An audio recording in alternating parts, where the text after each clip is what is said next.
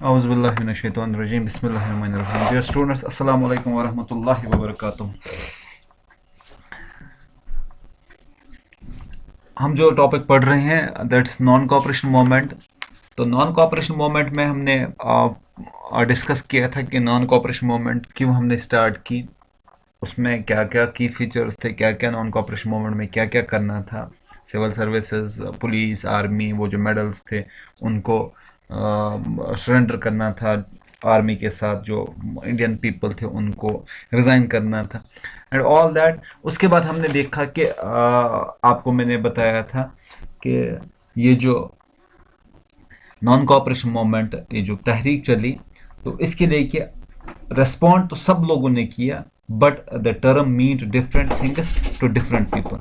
तो उनके लिए कुछ हर एक के लिए अलग अलग मायने रखता था। तो जो हमने लास्ट लेक्चर में हमने डिस्कस किया था, जो टाउन्स में हुआ था, उन्होंने डायरेक्टली जो था ब्रिटिशर्स के खिलाफ उन्होंने आवाज़ उठाई।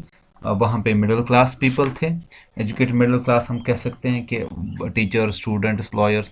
उन्होंने बिल्कुल वो जो प्रैक्टिस कर रहे थे स्टूडेंट्स ने, जो कॉलेज, उन्होंने छोड़ दिए। टीचर्स ने रिज़ाइन किया। अ, तो आपने देखा कि कैसे फिर जो कपड़े थे उन्होंने उनको खैर आबाद किया, फॉरेन गुड्स जो भी थे उनका बायकॉट किया। तो लिक्विड शॉप्स वो बंद हो गए। तो कुछ टाइम के बाद उनको फिर ज्वाइन करना पड़ा कि that there was no other option for them, और द ऑल्टरनेट ऑप्शन हम कह सकते हैं कि जो टीचर्स छोड़ के चले गए थे उनके पास कोई और स्कूल नहीं था, या जो बच्चे छोड़ के गए वो कहाँ पे पढ़ते। तो उनके लिए कोई ऑप्शन नहीं था, दैट दे रिज्यूम्ड अगेन। तो आज जो हम देखेंगे, तो हम आज पढ़ना है that is moment in the country side. वो आज हम डिस्कस करेंगे कि कंट्री साइड में क्या क्या हुआ। तो कंट्री साइड आपको पहले मैं बता दूं, कंट्री साइड उस एरिया को बोलते हैं दैट्स रूरल एरिया। आप गाँव के लोग जो हैं, सिंपली आप वो याद रखें, गाँव के लोग उन्होंने कैसे रिएक्ट किया इस ये जो आवाज़ उठी थी इसके खिलाफ, कैसे उन्होंने इसके फेवर में, सॉरी, इसके फेवर में कैसे उन्होंने आवाज़ उठाई थी। तो अगर हम रिबेलन इन कंट्री साइड देखेंगे, from the stage of the non cooperation movement spread to the countryside. Stage से अब ये पूरा फैल गया, कहाँ तक अब पहुँच गया, गांव में पहुँच गया। अब it drew into the fold its fold the struggles of the peasants and the tribals which were developing in different parts of India in the years after the war. अब यहाँ पे आपने दो देखा, दो किस्म के लोगों को देखा, पीजेंट्स एंड ट्राइबल्स। अब हम डिस्कस करेंगे पीजेंट्स ने क्या किया और ट्राइबल्स ने क्या किया, इस नॉन कॉपरेशन मूवमेंट का वो कैसे हिस्सा बन गए, और उन्होंने कैसे इस नॉन कॉपरेशन मूवमेंट को लिया, और उन्होंने क्या क्या किया इस नॉन कॉपरेशन मूवमेंट में। आज वो हम डिस्कस करेंगे, कंट्री साइड पीपल में वही हम डिस्कस करेंगे। तो अगर हम बात करेंगे स्ट्रगल ऑफ पीजेंट्स, पीजेंट्स की हम बात करेंगे, तो उन्होंने क्या किया, कहाँ से तहरीक शुरू होगी, वो हम डिस्कस करेंगे। पीजेंट्स के बारे में हम डिस्कस करेंगे। तो कहा जाता है कि in Awadh peasants were led by Baba Rama Chandra against talukdars and landlords who demand high rents for the peasants. अब आपने देखा पीजेंट्स के, फिर मैं आपको अवध के बारे में कुछ बताऊंगा। तो पीजेंट्स ने लीडर कौन था, बाबा इनका रामचंद्र, रामचंद्र इनका था ये, जिसने इसके खिलाफ आवाज उठाई। किन के खिलाफ, Talukdar and landlords. Talukdar and landlord, जो तालुका तहसील जिन बड़ा सा एरिया जिन्होंने कवर किया, और लैंडलॉर्ड जिनके पास बड़ी बड़ी जमीनें हुआ करती थी, तो उनके खिलाफ उन्होंने आवाज, तो दैट मीन डायरेक्टली उन्होंने ब्रिटिशर्स के खिलाफ नहीं आवाज उठाई, बल्कि उनके जो तालुकदार और लैंडलॉर्ड जो थे, जो उस टाइम पे उनके और we can say the agents, उनके एजेंट जो थे, उनके खिलाफ उन्होंने आवाज उठाई। तो किन्होंने, पीजेंट्स ने, किसके खिलाफ, हाई रेंट्स, क्योंकि उनको इन पीजेंट्स को बेचारों को क्या देना पड़ता था, हाई रेंट्स, उनको बहुत सारा टैक्स देना पड़ता था। अब अवध की बात करेंगे। अवध एक जगह, अब आजकल का यूपी जो है उसको उस जमाने में अवध कहते थे। तो अवध में क्या हुआ, बाबा रामचंद्र एक आदमी था, उसके नेतृत्व में उसके साथ लोगों ने आवाज उठाई, किन के खिलाफ, तालुकादार और लैंडलॉर्ड्स के खिलाफ।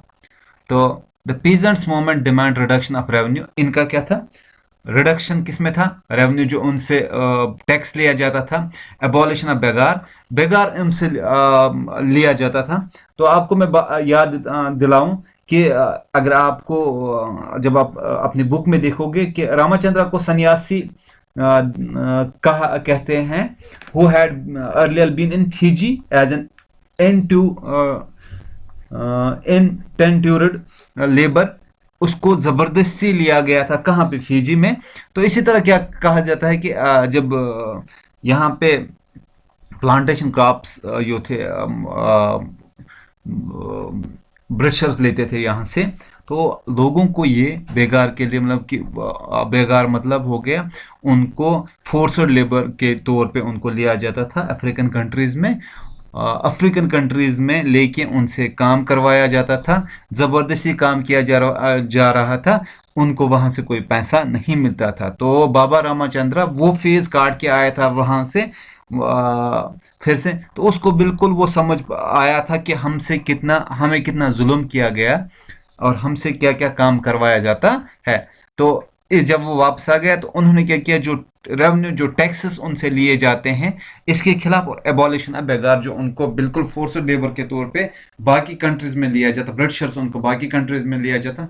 और उन्होंने क्या किया कि इसके खिलाफ social boycott of oppressive landlords, जो लैंडलॉर्ड उन पे जुल्म करते हैं उसके खिलाफ उन्होंने आवाज उठाई। तो अब आपको समझ में आ गया, जो अवध में बाबा रामाचंद्र एक आदमी था, उसको पहले लिया गया था फिजी से, वो वापस आ गया, उसको एज फोर्सड लेबर वहां लिया गया था। जब वो वहां से वापस आ गया तो उसने तहरीक उठाई इसी नॉन कॉपरेशन मूवमेंट में। तो किन के खिलाफ, तालुकादार और लैंडलॉर्ड्स के खिलाफ, उनके जो हाई रेंट्स थे पीजेंट्स को देने पड़ते थे उसके खिलाफ। और उसने क्या किया कि एबॉलिशन, वो जो बेगार उनको पे लिया जाता था, और सोशल बाइकआउट ऑपरेसिव लैंडलॉर्ड्स का जो था उसके खिलाफ उन्होंने आवाज उठाई। तो उसके बाद क्या हुआ,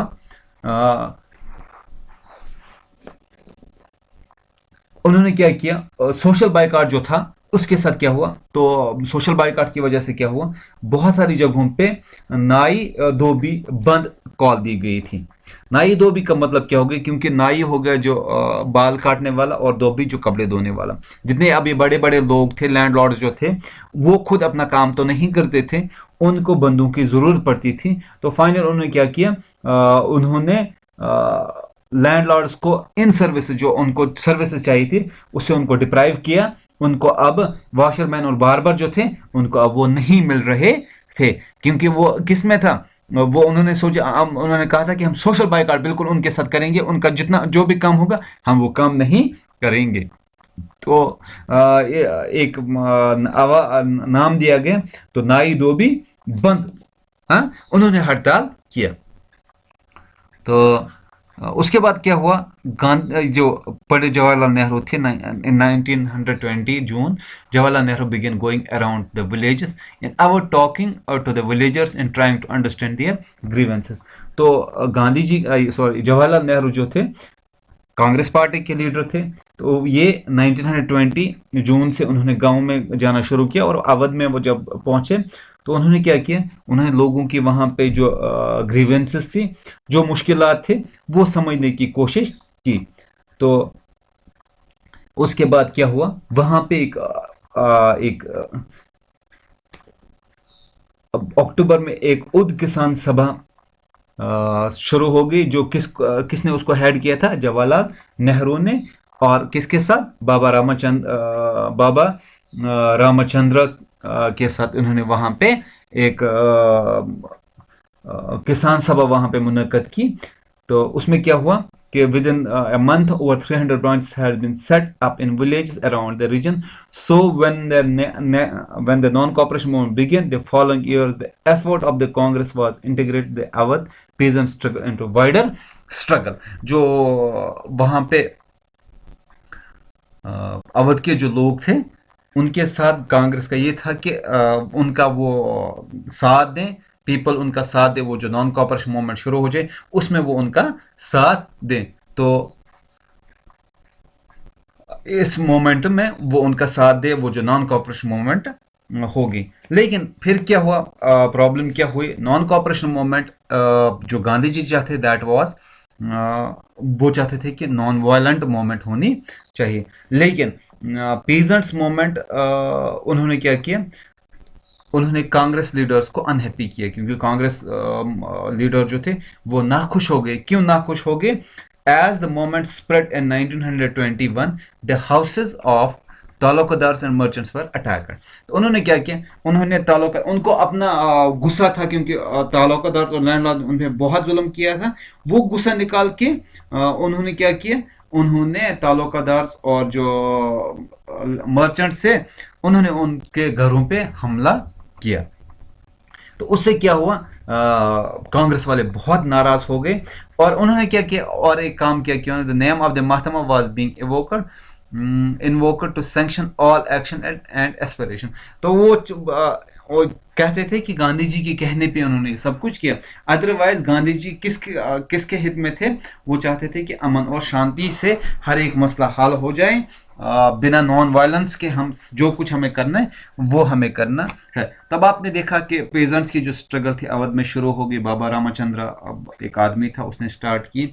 उसको कहाँ पे ले गए थे? उसने फिजी में ले गए थे एज फोर्सड लेबर, उसको वहाँ पे ले गए थे। जब वो वापस आ गए तो उन्होंने पेजेंट इनके खिलाफ, लैंडलॉर्ड्स तालुकादार्स, वो जो रेंट्स किराया उनको देना पड़ता था, उनको वो टैक्सेस देने पड़ते थे, उसके खिलाफ उसने आवाज़ उठाई। गांधी वहाँ पे पंडित जवाहरलाल नेहरू आ गए, कांग्रेस ने उनका साथ दिया। लेकिन फिर प्रॉब्लम हो गई, कांग्रेस उसमें नाराज़ हो गई। क्यों? उन्होंने वहाँ पे वायलेंट ये वायलेंस शुरू कर दी, जो गांधी जी नहीं चाहते थे। तो अब हम देखेंगे जो स्ट्रगल ऑफ ट्राइबल्स। ट्राइबल्स अगर हम बात करें, ट्राइबल्स कहाँ पे रहते हैं? ज़्यादातर जंगलों में रहते हैं। ट्राइबल्स जंगलों में हैं रहते हैं, ज़्यादातर के जंगलों में ही रहते हैं। वो वहाँ पे ही अपना गुजारा सब कुछ करते हैं। कहाँ पे? जंगलों में। अगर हम ट्राइबल्स की बात करेंगे तो इसमें क्या किया ट्राइबल ने किया, tribal peasant interpreted the message of Mahatma Gandhi as an idea of swaraj in yet another way. ये जो पीजेंट्स थे उन्होंने क्या किया कि अगर स्वराज हमें आज़ादी मिले, हम किन से आज़ाद हो जाएंगे? लैंडलॉर्ड से और तालुकादार से हम आज़ाद हो जाएंगे, हमें और कुछ नहीं चाहिए। हाँ, ये जो हम पे जुल्म करे, हमें ये जुल्म खत्म हो जाएगा। अब ट्राइबल ने कैसे इसको मान लिया, येट अनदर वे। अब हम देखेंगे कि ट्राइबल्स कहाँ से है, थोड़ा सा इसका बैक हम देखेंगे। तो कहा जाता है कि ट्राइबल्स जो है कहाँ से, in Gudem hills of Andhra Pradesh, militant guerrilla movement spread in early 1920s। एक मिलिटेंट गोरेला मूवमेंट शुरू होगी कहाँ पे? गोदाम हिल्स आंध्र प्रदेश में। वहाँ पे एक मिलिटेंट ऑर्गेनाइजेशन वहाँ पे शुरू हो गई। वो मिलिटेंट ऑर्गेनाइजेशन क्या थी? जब इनको बहुत ज़्यादा तंग किया गया था, इनको ट्राइबल्स को, तो वो कहाँ पे उन्होंने हथियार उठाए, वो जंगलों में छुप गए। तो क्यों छुप गए, वजह क्या थी? तो वो वजह आपको आगे जाके पता चलेगा, what was the reason behind it. क्योंकि उनको बहुत ज़्यादा तंग किया गया था, तो उस वजह से। अब आप देखिए नक्सल्स, आप देखते हैं कि लाइक दैट, कि जैसे वो जंगलों में छुपते हैं तो अचानक से जो दुश्मन है उन पे हमला करते हैं वो। इसी तरह ये भी अंग्रेज़ों पे अचानक से हमला करते थे। अब हम देखेंगे कि कौन थे ये लोग, कहाँ से आए थे, कैसे हमला करते थे। अब हम ये देखिए वे क्यों करते थे हमला।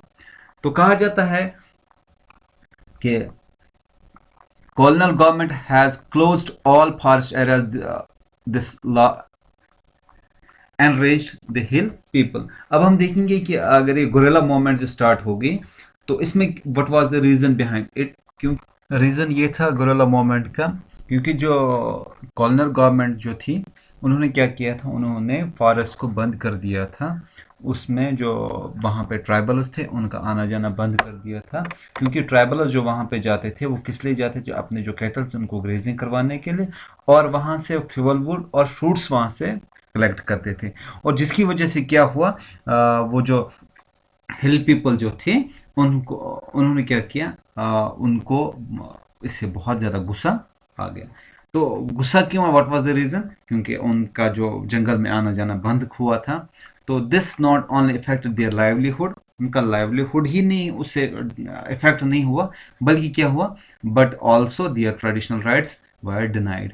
और क्योंकि उनका जो ट्रेडिशनल सिस्टम था, क्योंकि वो वहाँ पे ही रहते थे, उनका आना जाना, क्योंकि वो जंगलों में पले बड़े हैं, जंगलों में के साथ ही उनका रिश्ता है। अब जब उनको वहां से वहां जाने नहीं देते थे, दैट मीन्स उनका जो ट्रेडिशनल राइट था उसको डिनाई किया जा रहा था।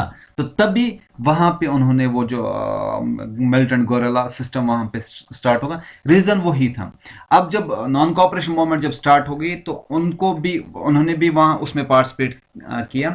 तो उन्होंने कैसे पार्टिसिपेट किया, अब हम थोड़ा सा अब देखेंगे कि कौन उसमें था, who was the leader who started this. तो कैसे उन्होंने स्टार्ट किया, तो उन्होंने जब ये जब उन्होंने इनका ये जो जंगल में बंद करना जाना बंद किया, इससे क्या हुआ, व्हाट वाज द रीजन, जो मैंने आपको बताया कि लाइवलीहुड और ट्रेडिशनल जो राइट से इनका वो असर हो गया। लेकिन उसके साथ साथ उनको क्या करते थे, गवर्नमेंट उनको लेते थे फोर्सड लेबर, जो मैंने आपको बेगार बोला था, उनको लिया जाता था कहाँ पे, रोड्स एंड बिल्डिंग्स को बनाने में। और इससे क्या हुआ, वो रिवोल्ट पे आ गए, उन्होंने बगावत करना शुरू कर दिया। अब जो इसमें जो जिन्होंने शुरू की, the people who were leading that very protest और दैट वेरी रिवोल्ट और दैट वेरी मोमेंट, तो वो कौन थे, वो थे ये इसका नाम था अलूरी सीतारमन राजू। तो इसने शुरू की। तो अलरमी सीताराजू जो थे, सीतारमन राजू जो थे, उसने कहा कि मुझे बहुत सारे, that he has lot of powers. कैसे पावर्स उसके क्या क्या उसमें थे, he could correct astrological predictions and heal people. Astrological predictions वो करेक्ट करेगा और जख्मों को ठीक करेगा लोगों का। And he could survive even blood shots, वो अगर उसको गोली भी लग जाए तो वो उससे भी बच जाएगा, तो वो उससे भी ठीक हो जाएगा। तो ये कुछ उसके बिलीफ्स थे, लोगों तक वो पहुंच गया ये बातें बोल के। अब लोगों ने उसको क्या समझा, हाँ, जो ही उन्होंने ये सुना कि अब लोग उसको, बहुत ज़्यादा साधु संत टाइप का आदमी था, उसने जब ये लोगों ने उसको ये सुना कि ऐसा बंदा था, तो जो रिबल्स थे, जो ये इसके खिलाफ जो रिवोल्ट कर रहे थे, ब्रिटिशर्स के खिलाफ, इस कॉलोनियल रूल के खिलाफ जो रिवोल्ट कर रहे थे, उन्होंने क्या समझा, the rebels proclaimed that was incarnation of God. ये जो राजू था, राजू अलूरी सीतारमन राजू, ये था that is incarnation of God. ये इसमें खुदा की शक्तियां इसमें थी, भगवान का रूप था ये, that like something like that. तो उन्होंने इसको ऐसा समझा, क्योंकि जो अलूरी सीतारमन जो थे, उसने क्लेम क्या किया था कि मेरे पास स्पेशल पावर्स है। तो उससे क्या हुआ, अब इनकॉर्नेशन जब उसमें क्या हुआ, तो गांधी जी ने क्या किया, वो कहते थे कि गांधी जी किससे मैं इंस्पायर किससे हुआ हूँ, मैं गांधी जी से इंस्पायर हूँ। नॉन कॉपरेशन मूवमेंट को उसने अच्छे से वहाँ पे शुरू किया। उसने क्या किया, तो लोगों को उसमें इन्वॉल्व किया, और उसने क्या किया, लोगों को उसने वहाँ पे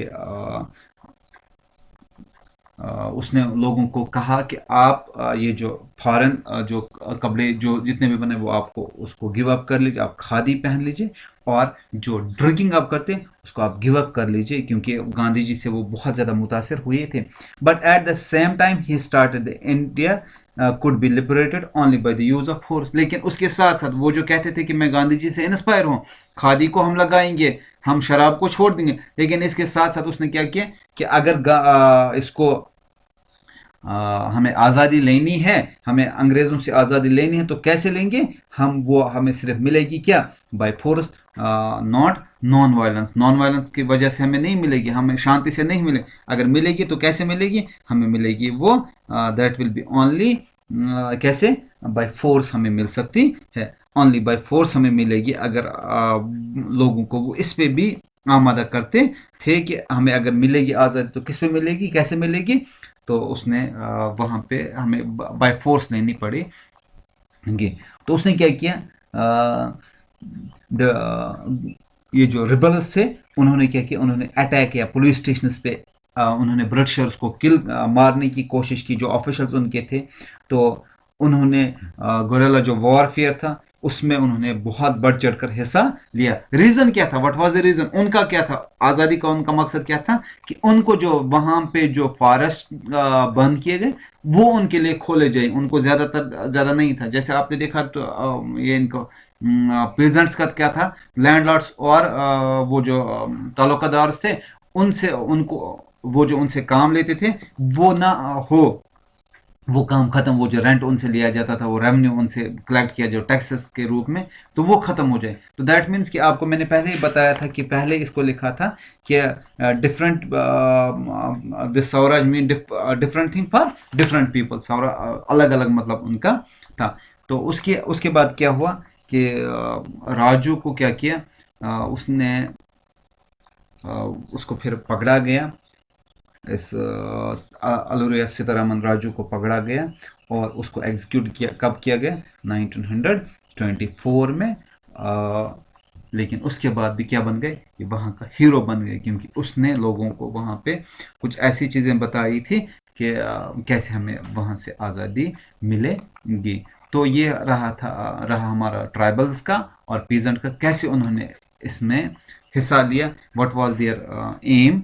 तो ये हमने देखा। तो इंशाल्लाह जो हमारा नेक्स्ट लेक्चर होगा वो हम देखेंगे जो प्लांटेशन वर्कर्स थे उन उन्होंने कैसे इस नॉन कॉपरेशन मूवमेंट को लिया, उनका क्या मकसद था, वो हम नेक्स्ट लेक्चर में हम देखेंगे इंशाल्लाह। तब तक के लिए आप मुझे इजाज़त दीजिए।